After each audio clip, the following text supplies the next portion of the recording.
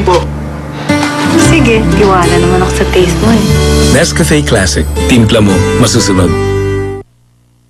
Sa unang hirit, bisyong totoo ang nasa unang hirit. Welcome back to Unang Hirit, Yes. mga kapuso. Nako, Kuya Lar, good morning naman Good sa'yo. morning. Eto. Good morning sa lahat ng mga nanonood sa atin sa buong mundo. That's right. At handa na ba kayo sa mga mainit at chika natin ngayong Martes ng umaga? Wes, simulan na natin ang chikahan. Jeneline Mercado nakatakda ng gumawa ng pelikula sa Regal Films. At excited niyang ikinuwento kung anong klaseng movie ang gagawin niya sa Regal. Sige nga, Jen, ikwento mo nga yan Oo nga, sa Jen. amin. Sige nga, kwento mo sa amin. Kumpirmado na ang una raw pelikulang gagawin ni Jeneline Mercado sa bakura ng Regal Films ay isang suspense thriller. Excited na raw siyang gawin ang movie dahil matagal na rin daw siyang hindi nakakagawa ng mga pelikulang may katatakutan. Horror film ito.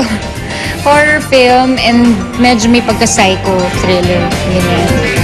Nabasa ko yung script, medyo nakakabaliw talaga siya. Aminado si Jen na sa totoong buhay ay matatakotin raw siya kaya isang malaking hamon daw sa kanya ang pelikulang ito. Sobrang matatakotin ako. Talagang papanoorin ko. Isang linggo magpapasama ako sa kwarto. Dapat may kasama ako sa room. Hindi ako nakakatulog eh. At habang hindi pa raw rumorolyo ang kamera sa nasabing pelikula, busy muna ngayon si Jen sa kanyang pag-iensayo sa nalalapit niyang pagsali sa isang duathlon. Nilulubos-lubos ko yung oras ko kasi sayang din yung mga oras. Tinatrain ko na lang.